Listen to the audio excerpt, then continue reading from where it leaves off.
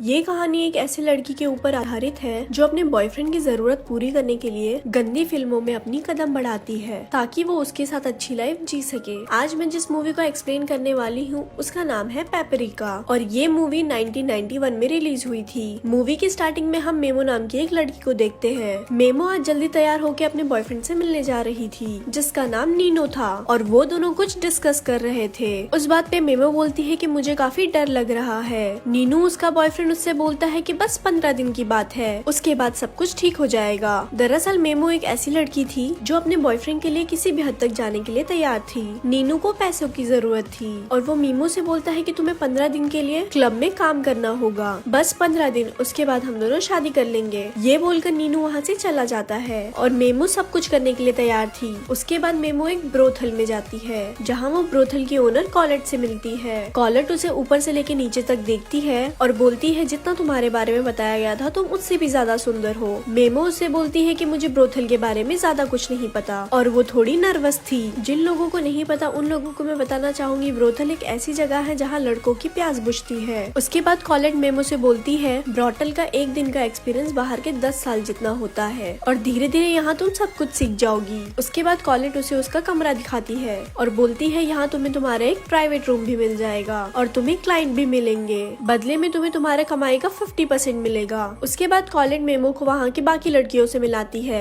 Collet सबसे बोलती है तुम्हें अपने कस्टमर का ध्यान रखने के लिए अपनी बॉडी को मेंटेन करके रखना होगा। वहाँ की एक लड़की मेमो से आके पूछती है कि तुम्हारा पिम्प कौन है और मेमो कुछ समझ नहीं पाती। उसके बाद मेमो को डॉक्टर के पास ले जाया जाता है। डॉक्टर मेमो को सब कुछ उतारने के लिए बोलता है। जब डॉक्टर मेमो का बॉडी चेकअप कर रहा था तब वो मेमो को समझाने की कोशिश करता है कि आखिर तुम ये काम क्यों कर रही हो। मेमो बोलती है कि मैं ये सब कुछ अपने बॉयफ्रेंड के लिए कर रही हूँ और 15 दिन के बाद मैं ये सब कुछ छोड़ दूंगी और उसके बाद मैं और मेरा बॉयफ्रेंड शादी करके एक अच्छी लाइफ बिताएंगे। नेक्स्ट दिन कॉलेट मेमो को सबसे पेपरिका नाम से इंट्रोड्यूस कराती है जिसका लॉजिकली मतलब होता है लाल तीखी मिर्च। क्योंकि मेमो सुंदर तो थी लेकिन उसकी जुबान भी बहुत ज्यादा तेज थी। ब्रोथर में आते ही मेमो को उसका पहला क्लाइंट मिल जाता है और कॉलेट इसे देख के काफी खुश होती है। पेपरिका अपने क्लाइंट के साथ फिजिकल हो रही थी लेकिन वो उसे आधे में ही रोक देती है जिसपे कॉलेट पेपरिका पे बहुत गुस्सा करती है और वो उसे लास्ट वार्निंग देती है कि तूने दोबारा ऐसा किया तो मेरे से बुरा कोई नहीं होगा। उसके बाद से पेपरिका काफी खुश रहने लगी थी क्योंकि ब्रोथर में जो भी क्लाइंट आता था वो पेपरिका को ही पसंद करता था। ऐसे ही बीते 15 दिनों में पेपरिका लगभग 40 क्लाइंट को सर्विस दे चुकी थी जिसके वजह से उसके पास काफी पैसे जमा हो जाते हैं। वहीं कॉलेट भी पेपरिका से काफी खुश थी क्योंकि 15 दिन के अंदर ही उसने ब्रोथर के 4 चांद लगा दिए थे। उसकी सुंदरता को देख के वहाँ की लड़कियां भी उसके साथ फिजिकल होती है। ये बात पेपरिका जाके कॉलेट को बताती है और कॉलेट को भी इस बात पे काफी इंटरेस्ट आता है और फाइनली वो भी पेपरिका के साथ फिजिकल होती है। उसके बाद पेपरिका की दोस्ती उसके एक क्लाइंट फ्रैंक से हो जाती है। फ्रैंक अब अक्सर ही पेपरिका से आके मिलने लगा था क्योंकि कहीं ना कहीं वो पेपरिका से प्यार करने लगा था।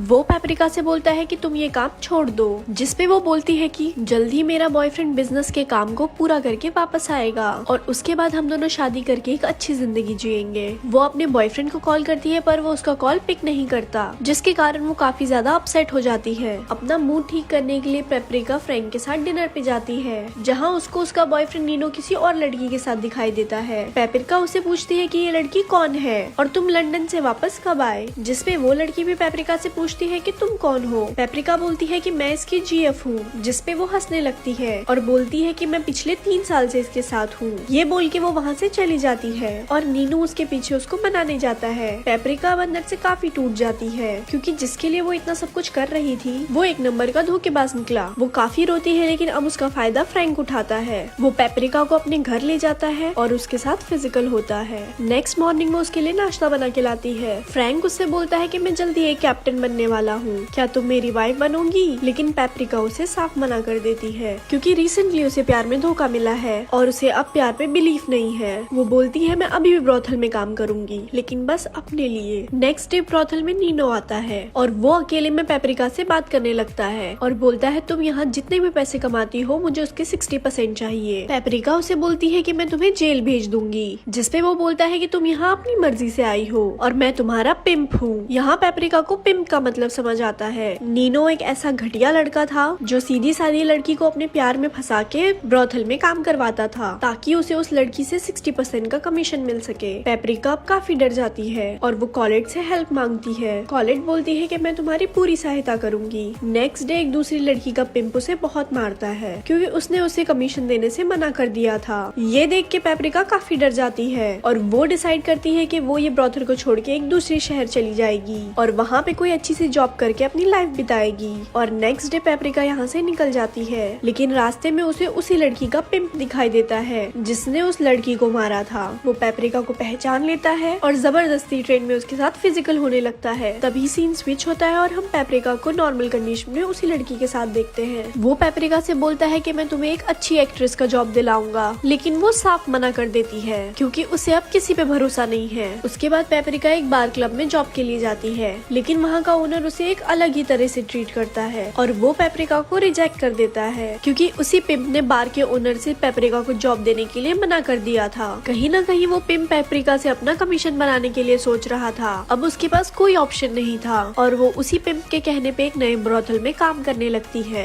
और उस पिंप के जाल में फंस जाती है। अब पेपरिका एक बहुत बड़ी सिटी में थी जिसके कारण वहाँ बहुत बड़े बड़े अमीर लोग आते थे और उसे पिछले ब्रॉथल से 4 गुना ज्यादा पैसे मिलते थे। अब पेपरिका यहाँ बहुत ज्यादा खुश थी, लेकिन एक दिन अचानक से वहाँ दूसरे काम करने वाली लड़की की मौत हो जाती है। उसे देख के पेपरिका काफी डर जाती है क्योंकि उसे लगता है ब्रॉथल में काम करते करते एक दिन उसे भी ऐसी बीमारी हो जाएगी। फिर उसे एक बूढ़ा क्लाइंट समझाता है कि तुम्हारे साथ ऐसा कुछ नहीं होगा। कुछ समय बाद पेपरिका को वहाँ फ्रैंक मिलता है जिसे देख के उसके खुशी का कोई ठिकाना नहीं रहता और दोनों पलंग तोड़ते हैं। फ्रैंक पेपरिका से कहता है कि मुझे एक बोट लेनी है और मुझे पैसों की नीड है, जिसपे पेपरिका उसे कुछ पैसे देती है, जिसपे फ्रैंक बोलता है कि मैं ये जल्द से जल्द पैसे तुम्हें लौटा दूंगा और उसके बाद हम दोनों शादी करेंगे। अगले दिन पेपरिका जहाँ काम करती थी वहाँ पुलिस की रेड पड़ जाती है और वो ब्रॉथल बैन हो जाता है। पेपरिका के पास फिर से कोई ऑप्शन नहीं था, इसलिए वो दूसरे शहर में जाके एक दूसरे ब्रॉथल को ज्वाइन करती है। पेपरिका को ये बात अच्छी तरह से पता था कि सारे ब्रॉथल धीरे धीरे बंद हो जाएंगे। उसके बाद पेपरिका को पता चलता है कि फ्रैंक की बोट पुलिस ने पकड़ ली है, जिसे सुन के वो काफी अपसेट हो जाती है। तभी उस ब्रॉथल में एक बहुत बड़ा गवर्नमेंट ऑफिसर आता है जो अपने बेटों को बर्थडे गिफ्ट के लिए ब्रॉथल ले आता है, क्योंकि वो ऑफिसर भी अच्छी तरीके से जानता था कहीं न कहीं सारे ब्रॉथल एक दिन बंद हो जाएंगे। वहाँ बहुत सारी लड़कियाँ थी, लेकिन ऑफिसर का बेटा पेपरिका को ही पसंद करता है। कुछ दिन बाद उस ऑफिसर का बर्थडे आता है और वो अपनी खुशी के लिए पेपरिका को अपने पास बुलाता है और फाइनली वो दोनों पलंग तोड़ते हैं। ऑफिसर को काफी मजा आ जाता है और वो खुशी खुशी में सबके सामने पेपरिका को अपनी वाइफ बनाने की प्रॉमिस करता है। शादी के कुछ दिनों बाद उस ऑफिसर की डेथ हो जाती है क्योंकि वो विजरा की गोली कुछ ज्यादा ही लेने लगा था और उसके बाद पेपरिका उसकी प्रॉपर्टी की आधी मालकिन बन जाती है और उस पैसे से वो फ्रैंक को एक नई बोट लेके देती है। अब पेपरिका और फ्रैंक एक साथ रहने लगते हैं और ये मूवी यहीं समाप्त होती है।